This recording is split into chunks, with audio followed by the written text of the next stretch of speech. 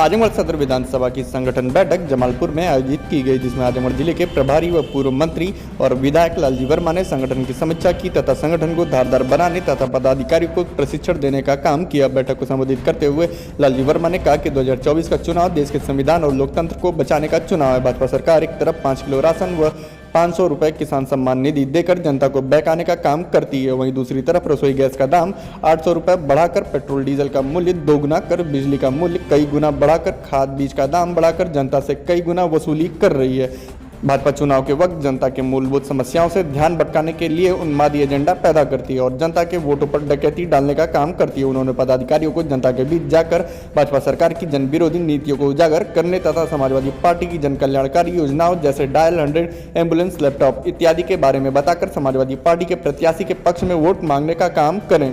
बैठक को संबोधित करते हुए पूर्व मंत्री व सदर विधायक दुर्गा प्रसाद यादव ने कहा कि भाजपा को हराया जा सकता है, लेकिन इसके लिए जमीनी स्तर पर कड़ी मेहनत करने तथा इनके झूठ को बेनकाब करने की जरूरत है। आजमगढ़ सदर विधानसभा क्षेत्र के सेक्टर, जोन और बूथ की कमेटी के लोगों को यहां पर आमंत्रित किया गया है। राष्ट्रीय अध्यक्ष श्री अखिलेश यादव जी ने आजमगढ़ और लालगंज लोकसभा क्षेत्र का, जौनपुर और मछली शहर लोकसभा क्षेत्र का, 4 लोकसभा क्षेत्र का हमें प्रभारी बनाकर बूथ और सेक्टर और जोन की कमेटी बनाने की जिम्मेदारी दी है।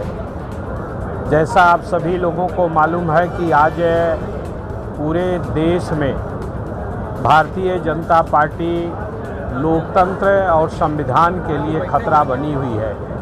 ऐसी स्थिति में हमें अपने कार्यकर्ताओं को ऊर्जावान बनाकर उनको पार्टी के विचारधारा से लैस करके और इस देश और प्रदेश में लोकतंत्र और संविधान के अनुसार शासन व्यवस्था चलाने के लिए हमें समाजवादी पार्टी के कार्यकर्ताओं को तैयार करने का काम करना है। उसी सिलसिले में आज यहाँ पर बैठक हो। अखिलेश जी ने 80 में 80 सीट जीतने का लक्ष्य रखा, बार बार बयान दे रहे हैं, क्या ये संभव हो पाएगा? जिस तरह से 1977 में किसी को ये विश्वास नहीं था कि 85 की 85 सीटें कांग्रेस पार्टी हार जाएगी, उसी तरह से अभी आप लोगों को ये लग नहीं रहा है। लेकिन माननीय अखिलेश यादव जी ने जो बात कही है कि 80 की 80 सीटों पर भाजपा का सफाया होगा, ऐसा हमें पूरा विश्वास है। बिना विपक्षी एकजुटता के संभव है? नहीं, इस दिशा में भी प्रयास हो रहा है और हमें पूरा विश्वास है कि जनता स्वयं लोगों को गोलबंद करती है। हम पार्टी के विभिन्न पार्टी के लोग नहीं मिलते, उसके बाद भी जनता अपनी समस्याओं के निदान के लिए बाबा साहब भीमराव अम्बेडकर ने जो अधिकार दिया है मत का, उसका उपयोग करके इकट्ठा होकर समाज को जोड़ने का काम, यही काम है आज समाजवादी पार्टी कर रही है। मोदी सरकार तो 9 साल की उपलब्धियों का गुणगान कर रही है, करीब 400 सीट जीतेंगे इस बार। हमारा कितना अच्छा हमने काम किया है। काम तो आप भी जानते हैं, मजबूरी में भले न दिखावें, लेकिन ये आप सब जानते हैं कि मोदी सरकार हर मामले में फेल रहा।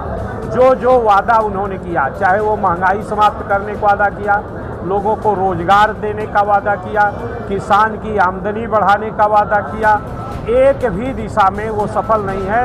आज पूरे देश की संपत्तियां बेचने के अलावा भारतीय जनता पार्टी का कोई भी काम दिखाई नहीं पड़ रहा। तो योगी सरकार तो दावा कर रही है हम 80 की 80 हम जीतेंगे। 73 जीते थे 2014 में, इस बार 80 हमारा है। क्या 1977 में कांग्रेस के लोग ये नहीं सोच रहे थे कि सारी सीट हम जीतेंगे? तो निश्चित रूप से उनके मन में ये भावना है। असल में जब सरकार रहती है तो उनको सब हरा हरा दिखाई पड़ता है, लेकिन जनता की जो समस्याएं हैं, मूलभूत समस्याएं हैं, जैसे पिछड़ों दलितों का आरक्षण आज छीना जा रहा है, सरकारी